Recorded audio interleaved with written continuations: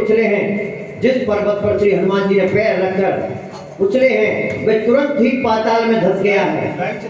जैसे श्री रघुनाथ जी का अमोघ बाण चलता है उसी तरह से हनुमान जी चले हैं। समुद्र ने उन्हें श्री रघुनाथ जी का दूत समझकर मैनाक पर्वत से कहा कि हे मैनाक, तू उनकी थकावट दूर करने के लिए अर्थात इनको विश्राम करने के लिए दे। श्री हनुमान जी ने उसे हाथों से छू दिया पर फिर प्रणाम करके कहा कि हे भाई, श्री राम जी का काम किए बिना मैं विश्राम नहीं करूंगा। जात तवन तुझ देवन देखा जाने क्या मन तुझसे विचेता तुझका नाम है के माता के याद करे गए माता हाथ मोए हार राम बचन से पवन तुम्हारा नाम काज करे नहीं आप सीता रे तुझ कोई नाम सकल बदन है के माई सत्य मोह जान के माई अपने उत्तम दे नहीं जान सब दिन मोर के मन माना दूजन भर गई बदन पितर की मधुबन बेचारा दूर है दूजन सुतन भय पूरा पान चित भक्ति कबाय जप जप गुरु बदन बढ़ावा सास दूर सपे रूप दिखावा दूजन में आवर की नायक गुरु सपन कबीना वरन पाए के तुम्हें हरे आवा मावा मेरा पाई सिरुनावा होए तुरन जी लाग पटावा सुबल मन को मैं पावा अंगार सब करे हूं तुम्हारा बुद्धि ज्ञान आदिर दे गए तो भक्त हनुमान के मंगल भाय मंगल शुभ बुध से दिल बिहारी। ठीक है, देखता हूँ ने पवन पुत्र श्री हनुमान जी को जाते हुए देखा। उनकी विशेष बल बुद्धि को जानने के लिए परीक्षा करने के लिए सुरसा नाम की सर्पों की माता को भेजा है। उन्होंने आकर श्री हनुमान जी से बात कही। आज देवताओं ने मुझे भोजन दिया है। ये वचन सुनकर श्री पवन कुमार श्री हनुमान जी ने कहा श्री राम जी का कार्य करके मैं लौट आऊं, फिर और श्री जानकी जी खबर प्रभु को सुना दूं, तब मैं आकर तुम्हारे मुंह में अपने आप आ जाऊंगा, घुस जाऊंगा आपके मुंह में, तुम मुझे खा लेना। हे माता, मैं सत्य कहता हूँ, अभी तो मुझे जाने दो। जब किसी भी उपाय से उसने जाने नहीं दिया तब से हनुमान जी ने कहा तो पर ठीक है, तो तू खा ले। तो उन्होंने योजन भर चार कोस मुंह फैलाया। तब से हनुमान जी ने अपने शरीर को दूना बढ़ा लिया, 16 योजन का मुख किया। फिर श्री हनुमान जी ने तुरंत 32 कर लिया। जैसे जैसे सुरसा मुख का विस्तार बढ़ाती श्री हनुमान जी उसका दुगना रूप धर लेते थे। उसने 100 योजन 400 कोस मुख उठा लिया। तब श्री हनुमान जी ने बहुत ही छोटा सा रूप धारण कर लिया। देखा कि यहाँ पर बहस करने से कोई फायदा नहीं है, ये कुछ कहे मैं कुछ कहूँ, यहाँ पर ज़्यादा जोराजारी दिखाने से, क्योंकि काम जो करने हैं उस काम पर ध्यान दो, या फालतू की बातों में क्या ध्यान देना। तो हनुमान जी ने तुरंत अपने आप को छोटा बनाया, मुख में गए, तुरंत बाहर आए, राम राम करी कि लोग हो गया आपका प्रण पूरा, हम ही छोटे हैं, अपने आप को छोटा समझ के भैया वहाँ से तो चल दिए। और उनके मुख में घुसकर तुरंत ही बाहर निकल आए और उसे सिर निभाकर विदा मांगने लगे। उसने कहा कि मैंने तुम्हारी बुद्धि बल को था को पा लिया, जिसके लिए देवताओं ने मुझे भेजा था। मैं तुम्हारी परीक्षा लेने आई थी। तुम श्री रामचंद्र जी का सब कार्य करके जरूर आओगे, क्योंकि तुम बल बुद्धि के भंडार हो। ये आशीर्वाद देकर वह चली गई और श्री हनुमान जी हर्षित होकर चले हैं। संदेश आप सबको ये मिल गया होगा कि किस प्रकार से हमें कार्य करने चाहिए। निश्चय एक सिंधु हरई करी माया नभ के कर गई, जीव जंतु जे गगन उड़ाई, जल विलोक तिनके परिचाई, गए चाक तक सोना उड़ाई, एक सदा गगन चर खाई, कोई जल हनुमान गए कीना, काज कपट कभी तोड़ गए देना, आए मार मार दस कबीरा, मारे दबार गए मद दीरा, प्राण जाय देती बंधुआ, जरी जंत के गुंजरी जंजट चंचरी कमल शोभा, नाना तरुफल फूल सुहाए, जगमगंदे मन भाए, जय लवितार देखिए आगे, पर गाय चढ़े पर जागे, हनुमान कवि जंते अधिकारी, जब प्रताप जो काले खाए, फिर पर चढ़े लंका रहे देखी, कहीं जाए सुर कवि के, कि उतम करे से जो पाता, कनक कोटि कर कनक गाता, कनक कोटि के क्रमी करता, सुंदरया नागना तो हस्त हस्त सुमत कवि दीपार पुरुषो देखना, जगराज दंतर कर कर रजाऊ जन को बने बहु बने पर को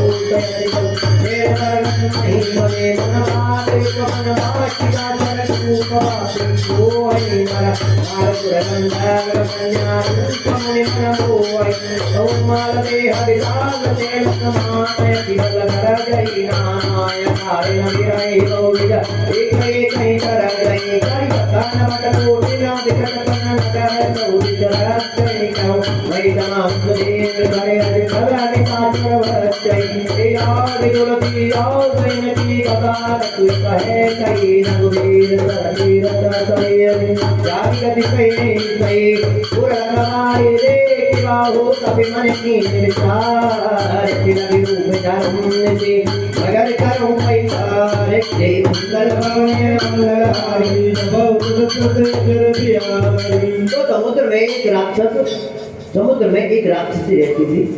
वह माया करके आकाश में उड़ते हुए पक्षियों को पकड़ लेती थी। आकाश में जो जीव जंतु उड़ते थे वो उन्हें उनकी परछाई को पकड़ लेते थे। उस परछाई को पकड़ लेती थी जिससे वे उड़ नहीं सकता था और जल में गिर पड़ता था। इस प्रकार वे सदा आकाश में उड़ने वाले जीवों को खा लिया करती थी। उसने वही चर्ची हनुमान जी के साथ किया। हनुमान जी ने तुरंत ही उसका कपट पहचान लिया। पवन पुत्र धीर बुद्धि वीर से हनुमान जी ने उसको मारकर समुद्र पार गए। वहां जाकर उन्होंने वन की शोभा देखी। लोभ से भौरे गुंजार कर रहे थे। वहां अनेकों प्रकार के वृक्ष फूल से सुशोभित थे। पक्षी और पशुओं के समूहों को देखकर तो वे मन में बहुत प्रसन्न हुए। सामने एक विशाल पर्वत देखकर श्री हनुमान जी भय त्याग कर उस पर जा चढ़े। श्री महादेव जी कहते कि उमा, इसमें वानर से हनुमान जी की कोई बड़ाई नहीं है। ये तो प्रभु का प्रताप है जो काल को भी खा जाता है। पर्वत पर चढ़कर उन्होंने लंका देखी। बहुत ही बड़ा किला और कुछ कहा नहीं जा सकता। वह अत्यंत ऊंचा और चारों ओर से समुद्र है। सोने के परकोटे की चार दीवारी बनी हुई है। परम प्रकाश हो रखा है। विचित्र मणियों से चढ़ा हुआ सोने का परकोटा।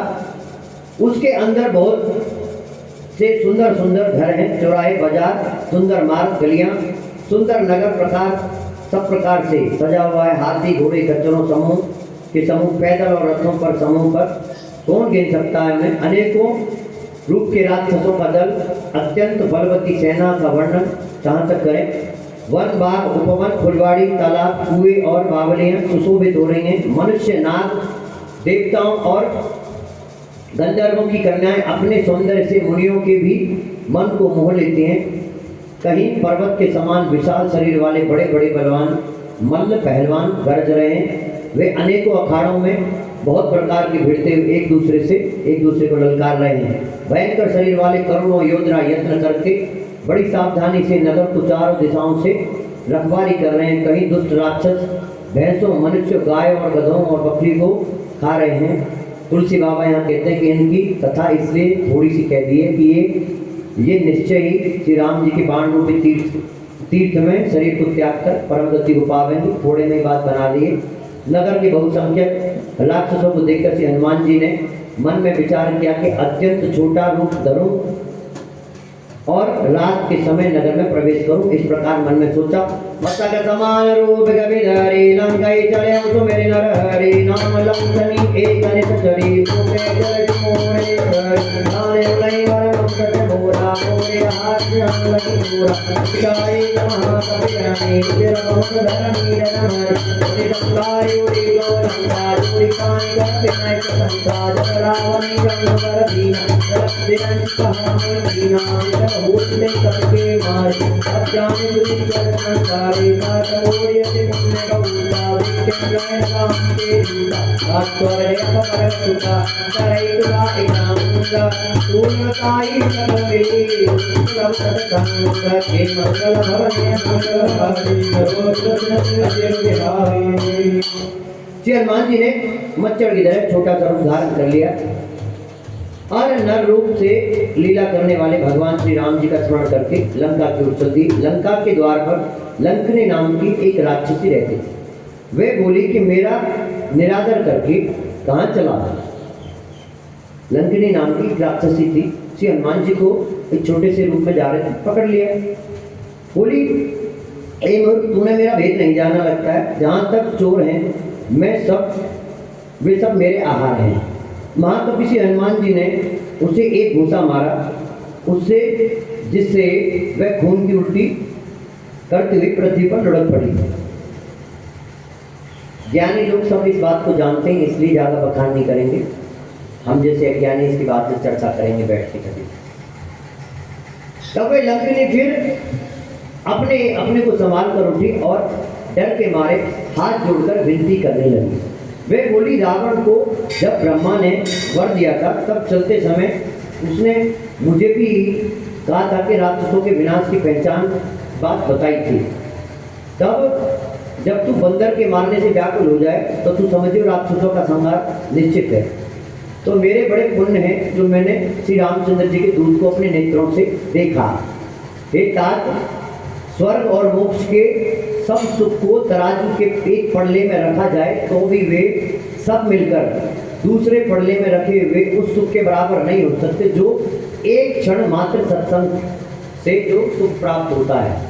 ये बात लंकिनी ने कही कि प्रवचि नगर की जय सब काजा हृदय राज को दलपुर राजा करल सारी तुम्हारी साई और दुखलाई करुण तुम रे संसारी राम कृपा करी सदा जाई तिलक रूप धरि हनुमान ऐसा नगर भगवान मेरे मंदिर कर सुधा देवी भगवान कर सुधा ऐ सुधान मंदिर माई अते देश कई बात सुनाई दया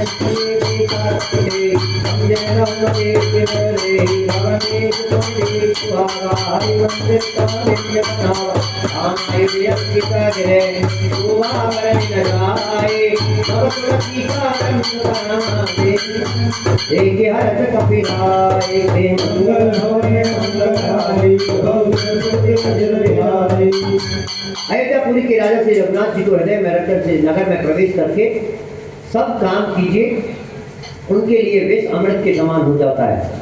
शत्रु मित्रता करने लगते हैं, समुद्र गाय के झुंड के बराबर हो जाता है, अग्नि में शीतलता आ जाती है। और हे गरुड़ जी, सुमेरु पर्वत उसके लिए रथ के समान हो जाता है। जिसे श्री रामचंद्र जी ने एक बार कृपा करके देख लिया, तब श्री हनुमान जी ने बहुत छोटा सा रूप धारण किया और भगवान का स्मरण करके प्रवेश में नगर किया है। निवास नगर में प्रवेश किया। उन्होंने एक एक महल की खोज की, जहां तहां असंख्य योद्धा देख के फिर वे रावण के महल में गए। वे अत्यंत विचित्र था, जहां जिसका वर्णन नहीं हो सकता। श्री हनुमान जी ने उस रावण को सहन की देखा, परंतु महल में माता जानकी जी को नहीं कहीं पाया। फिर वह एक सुंदर महल उन्हें दिखाई दिया, जहां भगवान का एक अलग मंदिर बना हुआ था और वह महल श्री राम जी के आए धनुष बाण के चिन्हों से अंकित था। उसकी शोभा वर्णन नहीं की जा सकती। वहां नवीन तुलसी के वृक्ष का समूह देखकर कपिराज से हनुमान जी बड़े हर्षित हुए कि लंका निश्चर निकर निवासा, यहाँ कहाँ चंचल कर वासा, मन मोह कर करे कपिलागा, एक समाज भी समझागा, राम राम तेरी रंग कीना, कह हर्ष कवि भजन कीना, एक संघाटी करे उन्नय प्राण, और इसे भूल प्रकार के जाने, रूप धरि वचन सुनाई, नाम देवी तनय विदय आए, प्रणाम दूरी कपिलाई, प्रकरण निधि पता बुझाई, एक तुम्हारी बात कोई मोरे करे देवी होई, दान देन नगरारी, आय मोय कर बड़ भारी, अमर कही सब नाम कथा निज नाम, लक्ष्य वर्धन तिलक समान, कर तुम्हें गुणगान, के मंगल कामय मंगलहार,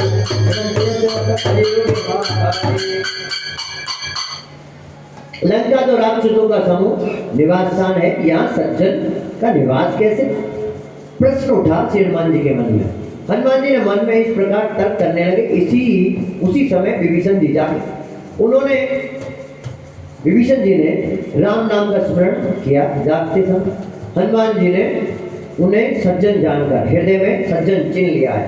श्री हनुमान जी ने विचार किया कि इनसे हट करके अपनी ओर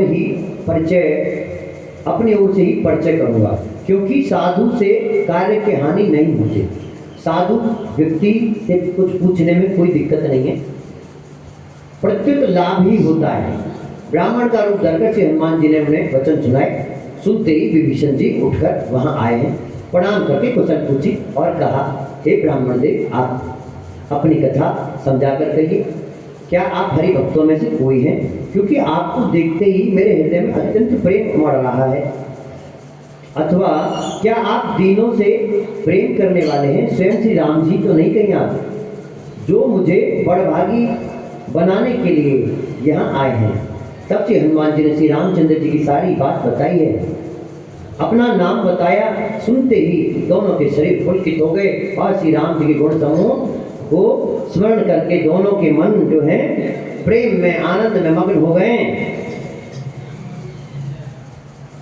कि सुनो पवन सुत रहने हमारे, बिचारे दास करो कोई नाता, बाबा नाता राम तन कंदार नाई, दीन पद सोच मत माही, अब कोई बाबू मनता, बिनोई पाने में नहीं बनता, सूरज है अंग्रेजी ना, कोई डरे डरे, नौकरी कर कर दीजिए, सदा से कर दीजिए, आओ कवर में करम पुरीना, चंचल कवई गदहीना, काटली जो नाम हमारा, तेरे राय नंदन नाराय, हमें नमस्कार सुने मुँह पर सुधीरा, तेरे कृपा मेरे दुनिया हरे रोशन हीरा,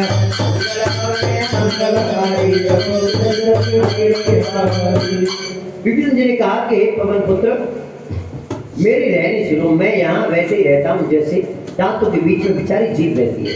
ये दांत मुझे अनाथ जानकर सूर्य कुल के नाथ श्री रामचंद्र जी क्या कभी मुझ पर भी कृपा करेंगे?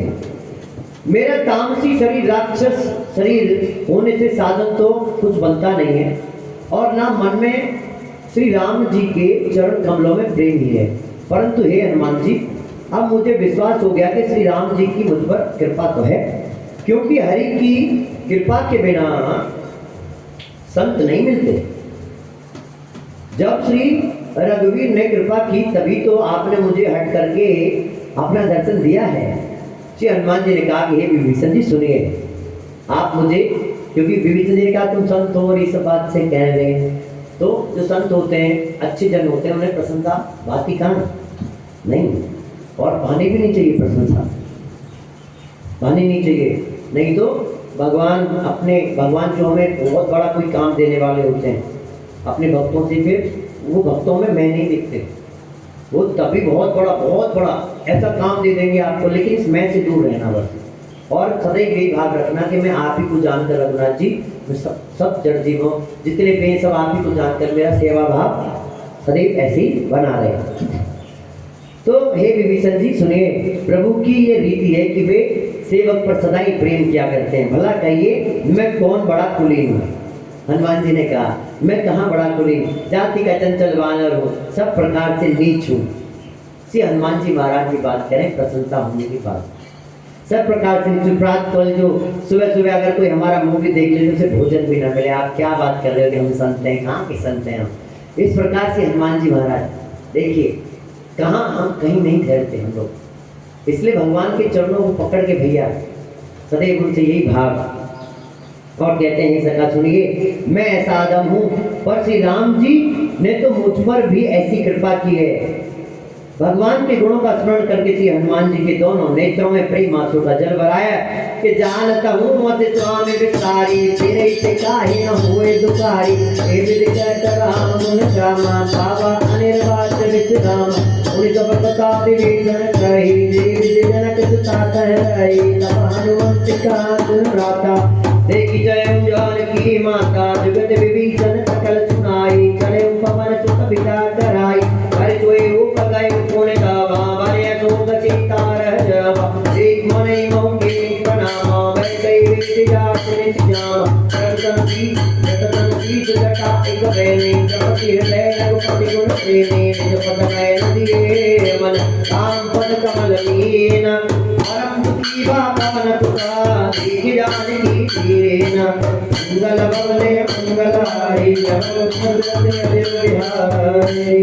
जो जानते हुए भी ऐसे स्वामी श्री रघुनाथ जी को भूलकर बड़ी सुंदर भाव से सुनते रहना। अभी हनुमान जी ने जो बात कही और कह रहे हैं कि जो जानते हुए भी ऐसे श्री रघुनाथ जी को भुलाकर विषयों के पीछे भागते हैं, जो संसार के पीछे भटकते हैं फिरते हैं, वे दुखी क्यों ना हो। ये दुख जीवन में, हमारे जीवन में इसीलिए तो दुख है। हम विषयों के पीछे भाग रहे हैं, हम ऐसे शब्दों के पीछे भाग रहे हैं जो हमारी प्रशंसा हमारी होती रहे। ऐसे शब्दों से बचना चाहिए, ऐसे दृश्यों से बचना चाहिए कि हम अपने आप को जैसे कहीं बड़े स्टेज पर खड़ा पाएं, ऐसे सब बचना चाहिए ऐसी बातों से कि बड़े लोगों के बीच में हम फोटो खिंचवा लें। ये क्योंकि ये कहीं ना कहीं दुख के कारण बन सकते हैं। हाँ, जो प्रभु की, मैं तो आपका सेवक हूँ, जहाँ रख दोगे वहीं रह लेंगे नाथ, इस प्रकार का भाव रखते हुए और सदैव मन में कितने बड़े सिंहासन पर जाकर बैठ भी जाए तब भी ये रघुनाथ जी सब आप ही कृपा है, इस भाव को कभी ये निकले ना।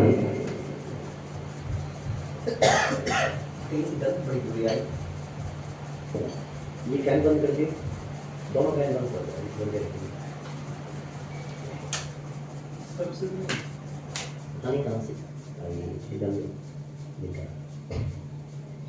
तो जो जानते हुए भी स्वामी श्री रघुनाथ जी को बुलाकर वैश्यों के पीछे भटकते रहते हैं, वे दुखी क्यों ना हो। इस प्रकार से राम जी के गुण समूह को कहते हुए उन्हें अनिर्वचनीय शांति प्राप्त हुई है। फिर विभीषण जी ने श्री जानकी जी की जिस प्रकार वहां रहती हैं लंका में, वो सब बातें बताई श्री हनुमान जी को। तब श्री हनुमान जी ने कहा कि भाई सुनो, मैं माता जानकी जी को देखना चाहता हूँ। विभीषण जी ने माता के दर्शन की सब युक्तियाँ कह सुनाइए। तब श्री हनुमान जी विदा लेकर वहाँ से चल दिए। फिर वही पहले का सा मशक रूप धर लिया और वहाँ गए जहाँ अशोक वन में माता जानकी जी रहती हैं। श्री जानकी जी को देखकर श्री हनुमान जी ने उन्हें मन ही मन में प्रणाम किया है। उन्हें बैठे ही बैठे रात्रि 4 पहर बीत जाती है। शरीर दुबला हो गया है। सिर पर जटाओं की एक वेणी, हृदय में श्री रघुनाथ जी के गुण समूह का जाप निरंतर चल रहा है। माता जानकी जहाँ अशोक वृक्ष के नीचे जहाँ बैठी है, अशोक वाटिका में निरंतर श्री राम जी का जाप चल रहा है। श्री जानकी जी के नेत्रों को अपने चरणों में लगाए हुए श्री जानकी जी नेत्रों को अपने चरणों में लगाए हुए नीचे की ओर देख रही हैं और मन श्री राम जी के चरण कमलों में लीन है। श्री जानकी जी को दीन दुखी देखकर पवन पुत्र हनुमान बहुत दुखी हुए हैं। पितर पल्लव महु रहा दुखाई, करे विचार करो कहवाई, ते अवसर रावण तह आवा, अंगनाय रोके बनावा, बहुविध करती कई समझावा, आमदान वैवेद चावा, रावण समुद सयान, लो करे आज जबरानी, तव अंजरि करऊं बन मोरा, एक भारत को किम मोरा, अंजरि कोट कहते दे, तुम्हें अवधपति परम सदेहि,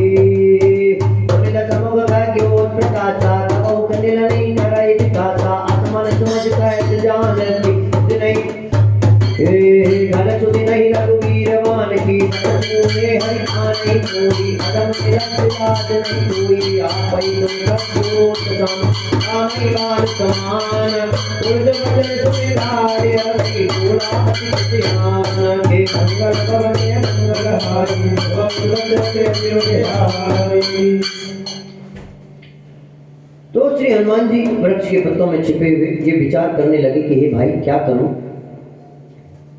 इनका दुख कैसे दूर करूं। उसी समय बहुत सी स्त्रियों को साथ लेकर सज धज कर रावण वहां आ पहुंचा। उस दुष्ट ने माता जानकी जी को बहुत प्रकार से समझाया। साम दान भय और भेद दिखलाकर रावण ने कहा कि हे सुमुखी, हे सयानी सुनो, मंदोदरी आदि सब रानियों को मैं तुम्हारी दासी बनाकर रखूंगा, ये मेरा प्रण है। तुम एक बार मेरी ओर देख तो लो। अपने परम स्नेही कौशलाधीश श्री रामचंद्र जी का स्मरण करके माता जानकी जी ने तिनके की आड़ करके कहने लगी कि हे दशमुख सुन, जगत के प्रकाश से कभी कमलिनी खिल सकती है। जानकी जी फिर कहती है कि तू अपने लिए ऐसा ही मन में समझ ले रे दुष्ट, तुझे रघुवीर के बाण की खबर नहीं है।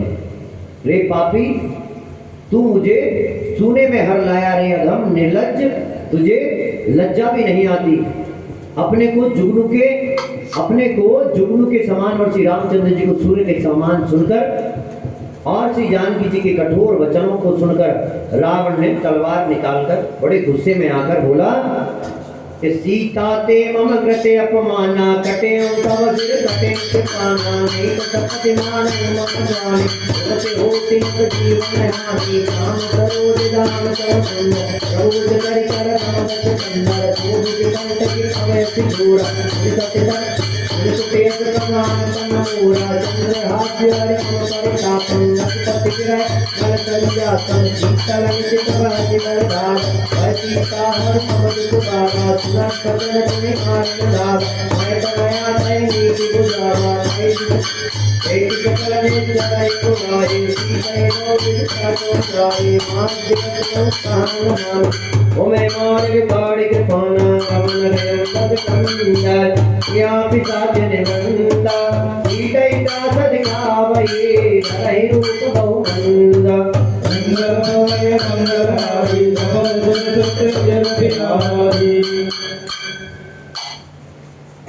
तो कहने लगा सीते तूने मेरा अपमान किया है, मैं तेरा सिर कठोर कृपाण से काट डालूंगा, नहीं तो जल्दी मेरी बात मान ले हे सुमुखी, नहीं तो जीवन से हाथ धोना पड़ेगा। श्री जानकी जी ने कहा रे दशरथ प्रभु की भुजा जो श्याम कमल की माला के समान सुंदर और हाथी की सूंड के समान पुष्ट तथा विशाल है, यों तो वह भुजा ही मेरे लिए कंठ में पड़ेगी या तेरी भयानक तलवार रे सट सुन, यही मेरा सच्चा प्रण है। श्री जानकी जी कहते हैं कि हे चंद्रहास श्री रघुनाथ जी के विरह की अग्नि से उत्पन्न मेरी बड़ी भारी जलन को तू हर ले। हे तलवार तू शीतल तीव्र और श्रेष्ठ धारा बहाती है, अर्थात तेरी धारा ठंडी और तेज है, तू मेरे दुख के बोझ को हर ले। श्री जानकी जी के ये वचन सुनते ही वह मारने दौड़ा है, पर मैं दानव की पुत्री मंदोदरी ने नीति कहकर उसे समझाया। तब रावण ने सब राक्षसियों को बुलाकर कहा कि जाकर सीता को बहुत प्रकार से भय दिखाओ, डराओ इसे, यदि महीने भर में ये कहा न माने तो इसे तलवार निकालकर मार डालूंगा। यों कहकर रावण अपने घर चला गया। यहाँ राक्षसों के समूह बहुत से बुरे बुरे रूप धरकर जानकी जी को भय दिखाने लगे। जटा नाम राक्षसी का राम चरण देश विवेका अपने कान लंका जाए राजस्थान में ना तुम्हारी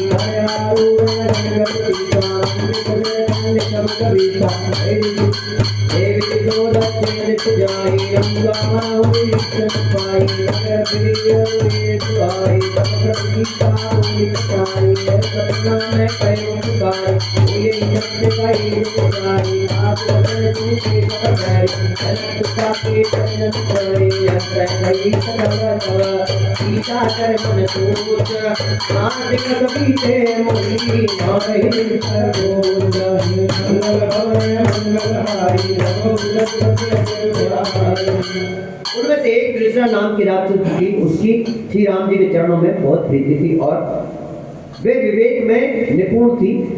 उसने सबको बुलाकर अपना स्वप्न सुनाया और कहा भाभरी हो रही हो, ये सीता की सेवा करो, इसी में तुम्हारा कल्याण है।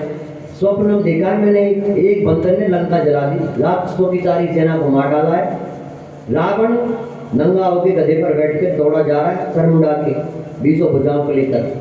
इस प्रकार से वह दक्षिण दिशा की ओर यमपुरी की ओर जा रहा है। वह मानो लंका विभीषण ने पाली है। नगर में श्री राम जी की दुआई फिर गई है। तब प्रभु ने श्री जानकी जी को बुला भेजा है।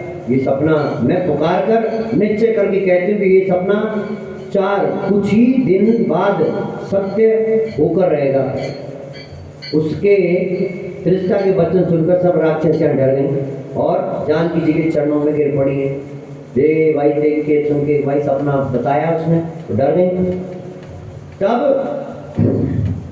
वे सब जहाँ तहाँ चली गई, डराना कर दिया बंद, अपने अपने काम में लग गई। मन में सोच करने लगी कि 1 महीना बीत जाने पर नीच राक्षस रावण मुझे मारेगा। सीता जी मन में इस प्रकार सोच करने लगी कि त्रिजटासन बोली कर जोरी मात विपति संग में मोरी ततो देह तोगे सताई सजय नहीं सजाई अंता चिता बनाई मात अनल कुंडे सगाई भक्त करे मति छयान रे सुदर सुंदरवाणी सुना करे संसार ये प्रभुता बदल सुनाए सुनाए करने तुम्हारी ऐसे तुम भवन सुधारी ऐसी काले रात सुला रैन पावन में सुला देखिए जगन प्रति आया नया कई लोकतारा भाव समय की भगत नारी आत्मो में जमाने स्वामी तुम्हें विनय तुम करो पास नाम करो नाम का दुर्गम चिन्मय अनंत माना देखिए तेरी नरेन गाना देखिए संग हाथ सीता विष्णु कपि कलपतम सीता गए गए विचार दीनी मुद्रिका डारिक हृदय तो अंगार दीने हर्ष उठकर गए मंगल भवने मंगल हारी सीता जी हाथ जोड़कर चित्ता से बोलते हैं कि हे माता, तू मेरी विपत्ति की संग नहीं है, जल्दी कोई ऐसा उपाय कर जिससे मैं ये शरीर छोड़ दूं। विरह बहुत असहा हो चला है, अब ये सहा नहीं जाता। काठ लाकर चिता बनाकर सजा दे हे माता, फिर उसमें आग लगा दे। हे सयानी, तू मेरी प्रीति को सत्य कर दे। रावण की सूल के समान दुख देने वाली वाणी कानों से कौन सुने, अब नहीं सुनी जाती।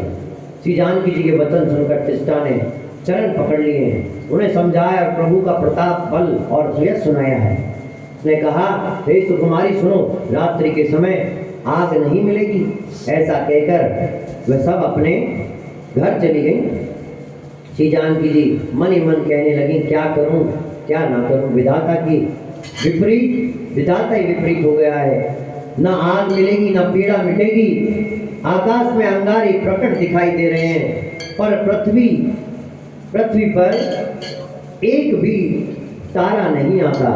चंद्रमा अग्निमय है, किंतु वह भी मुझे मानो हतभागिनी जानकर आग नहीं बरसाता है। हे अशोक वृक्ष, मेरी विनती सुन, मेरा शोक हर ले और अपना अशोक नाम सत्य कर दे। अशोक वृक्ष से माता जानकी जी ने कहा। सीताराम।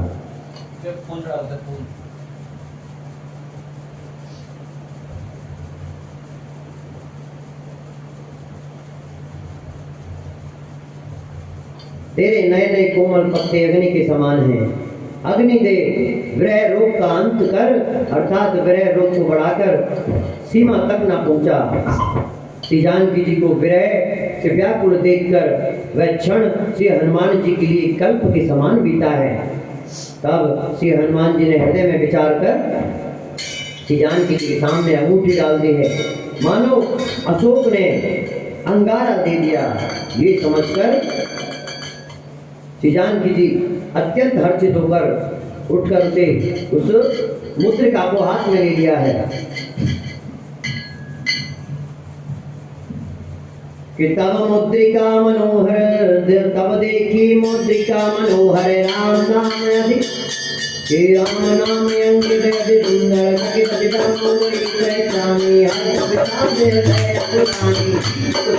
से पुरानी आया के अति जाए श्री राम विचार मान बोले हनुमाना रामचंद्र गुण करे लागा सुनाई सीता के दुख भागा सारी जवन सारी तुम्हें श्रवण मन लाई आदि से भक्ता सुनाई तब नाम तुझे सदा सुहाई नहीं सुख दिन भाई अब हनुमंत कटी चली गयो जीवन विषमय भयो राम समय मान जान के रक्षक बंद करुणा निदान के हे मोद्रिका मान तुम्हें मान श्री राम तुम भय से जानी नर ज्ञान रहितं तौ कैसे कैकता वैभव जैसे कपिके वचन सपे मनोन प्रजा मन विश्वास नाना मन वचन है कृपा सिंधु सरकार अमृत मन पंगहारी और सुरत पैदल बिहारी।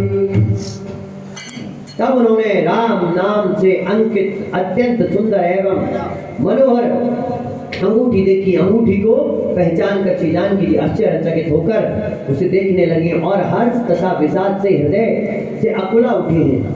वे सोचने लगी श्री रघुनाथ जी तो सर्वथा अजय हैं, उन्हें कौन जीत सकता है और माया से ऐसी उपादान से सर्वथा रहित दिव्य चिन्मय अंगूठी बनाई नहीं जा सकती। ये माया से रची हुई अंगूठी तो है नहीं। श्री जानकी जी मन में अनेक प्रकार के विचार कर रही थी। उसी समय से हनुमान जी मधुर वचन बोले हैं। वे श्री रामचंद्र जी के गुणों का वर्णन करने लगे हैं, जिनके सुनते ही श्री जानकी जी का दुख जो है वो भाग गया है।